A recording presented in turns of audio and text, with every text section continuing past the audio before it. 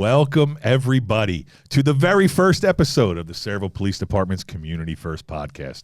I'm very excited to be doing this today. We have a really interesting topic, something that I think everyone is going to find very useful.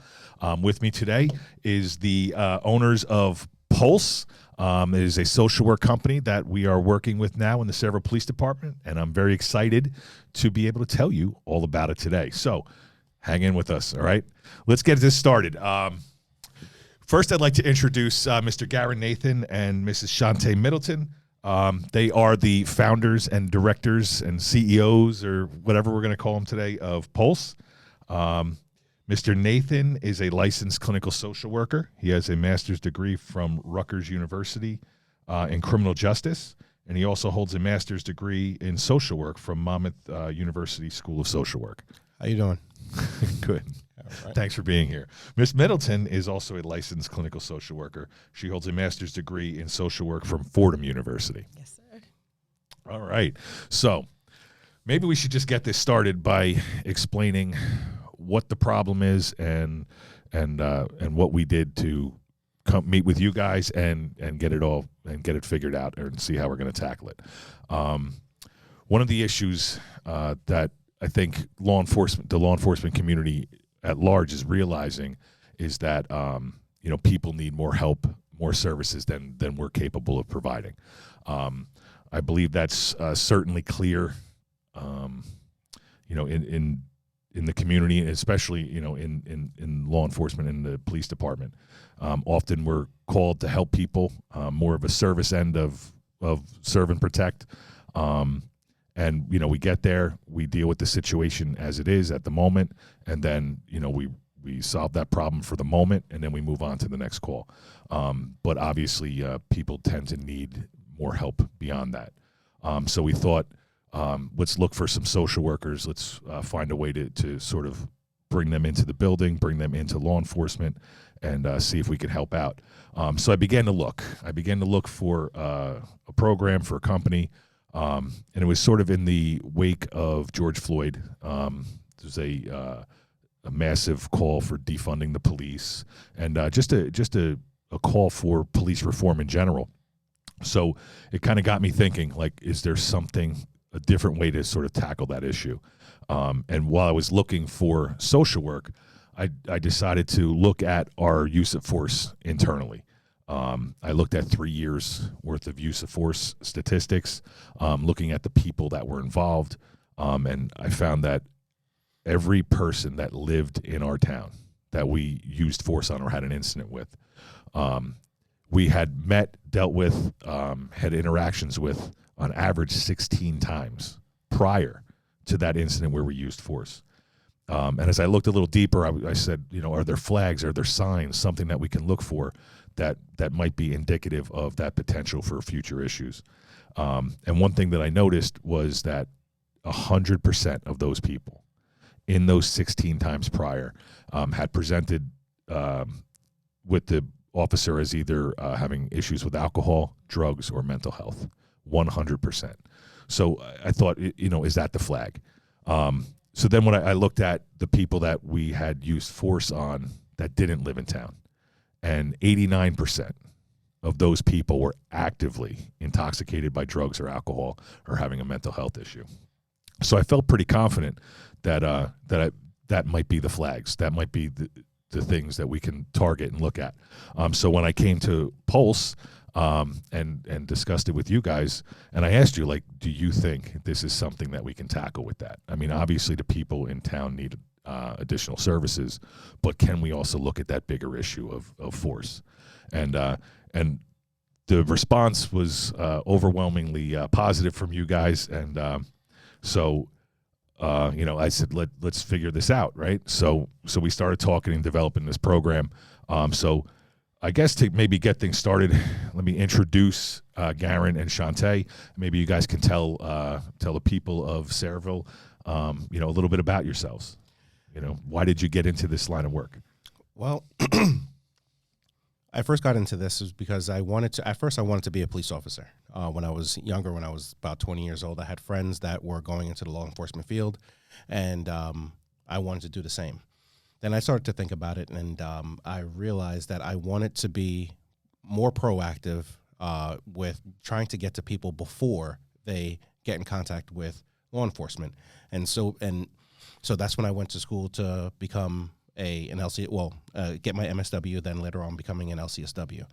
And hindsight, looking back at it, this is exactly what this program encompasses exactly what I wanted to do back then. I wanted to be more proactive and less reactive to this, because just like you said, that there were about 16, there was, multiple cases of people that came in contact with law enforcement, and use of force had to be handled. And a lot of those times they had either a mental health or drug issue, drug addiction, or an alcohol problem.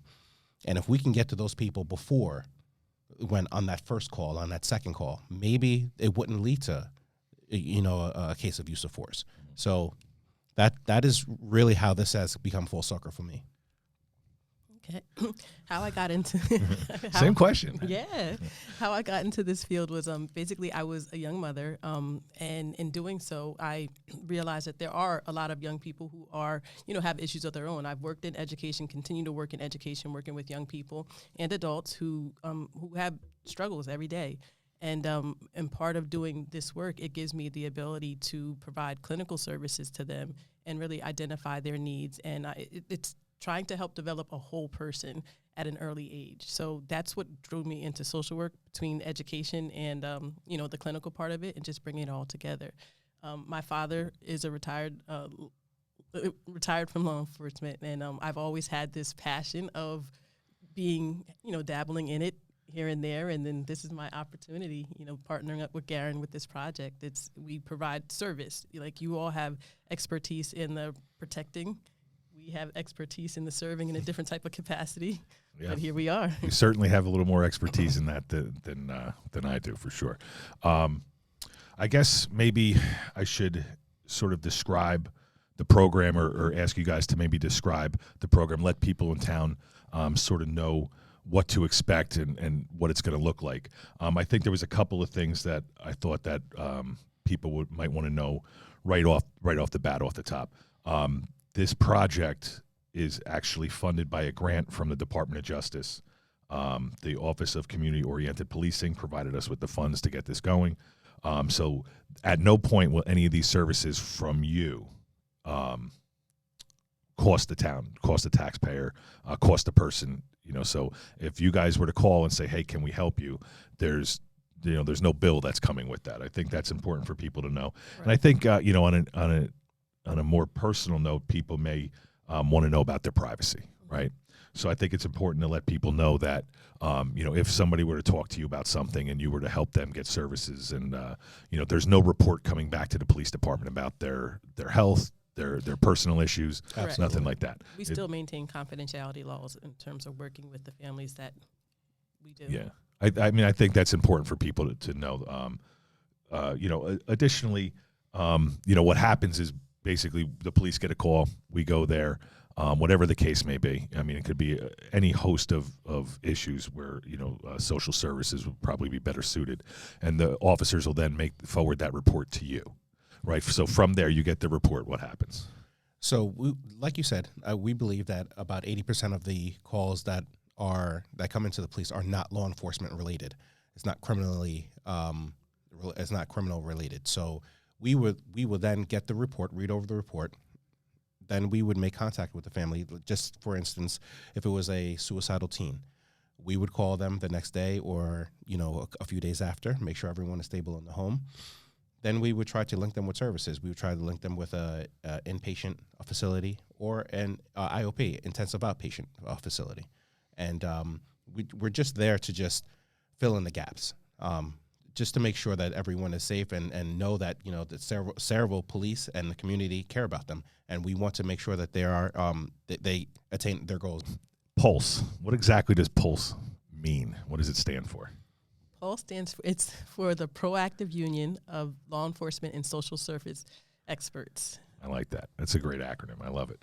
I think something else that's really important to let people know with regard to this program is we partnered with the South Amboy Police Department, and the South River Police Department also. So this service is being funded by the Department of Justice and is actually going to be encompassing the three towns. So, you guys are going to be working in their agencies and helping their citizens also, which I think is really important. It's important for them to know too. So if you happen to watch this video, like and share it with people in South Amboy and South River too, please. Don't be alarmed when you see the police department's number come across your phone, right? Well, that's important, right? Yeah. Like when you guys make the phone call, the people are going to see that it's coming from the Sayreville Police Department, right? The caller ID is going to show that. I think it's important that people know that it's an official, sort of contact, and somebody that they can trust is the one that's actually calling them. The feedback so far that we've received is the surprise of getting a phone call from the police department and the answer like, oh, yeah. But definitely pleased to hear that there's somebody or people reaching out just to make sure that everything is okay. Yeah. I mean, I think this service, it's sort of common sense, but it's not something that's commonly done. So, I think the program is something that's just needed, and it's something that I feel like it's almost impossible to fail, right? Like if we can help more people, like how is that not good, right? How is that not a success? I believe this for me also, this program is special to me because I grew up in Sayreville. I went to high school, I went to middle school in Sayreville, went to high school in Sayreville. I have friends that lived in South Amboy, I had friends that lived in South River. So being able to come back and help the community, all these communities that I actually grew up in, like these were my stomping grounds. And all of a sudden now I'm back helping the same people that I grew up with. So this is absolutely awesome for me. And Lieutenant Levesque, you said something earlier that I just kind of want to circle back to is in regard to the George Floyd incident and the concept of police reform. And for us, this is a sensible way to implement some sort of change. I think it works. It's a great marriage partnership on both sides, but I think that this is really like an honest way to help the community, help the police department, and we get to do something that we enjoy doing. But it is sensible police reform. Well, it's funny that you said that because it's something I wanted to address, right? Like for the most part, when you meet a new officer, why did they become a cop, right? Almost invariably, the answer is going to be, I like to help people. Mm-hmm. I'm called to help people. Yeah. And so when I was searching for a company to help implement this and work with us, when I met you guys, I could see it. I could see it in your face. Like you're driven by that, like you're absolutely driven to help people. And, when you made your first couple of phone calls, like I could just see the excitement to actually be involved in a project like this and to provide a service. So, I felt immediately kindred spirits with you guys because I feel like, it's definitely fulfilling. Yeah. Just to come back, like I said, come back and help people. This is not work for us. Right. This is just having a conversation with people that just are in a time of need. But part of the social work, framework is helping the person in their environment. And this is exactly what we're doing. And meeting them where they are. Yes. We can't always, they might have goals to, that they want to attain. Our job is to help to meet them where they are and help them to get there. Yeah. That's awesome. I'm excited. I'm excited to be working with you guys. I'm thrilled to bring this to the community. To anybody who's watching who may be in need of services now or you don't know where to turn, we're going to put on this video, we're going to put their email address, phone number to contact them here. You could always call the police department at 732-727-4444 or South River or South Amboy Police Department. They'll be able to put you in contact with P.U.L.S.E, with Garen and Shantae. And we can work to really help you, in almost any aspect, really. I mean, Correct. Runs the gamut of all social services, because sometimes those things are just so hard to find. Right. But when in doubt, just ask. That's it, right? Yeah. And now there's a direct line. So I'm thrilled to be working with you guys. I'm thrilled to have this program. I'm not as thrilled to be on video doing a podcast, but I will do my best. Look great. So thanks. Well, let me tell you, I think we're going to conclude the very first episode of the Sayreville Police Department's Community First podcast. Like us, follow us, We're on social medias all over the place. We got Twitter coming soon. Right, Charlie? All right. So thank you for watching Sayreville and South Amboy and South River. And just remember, everybody, you're the reason why this community is special. Thanks for watching.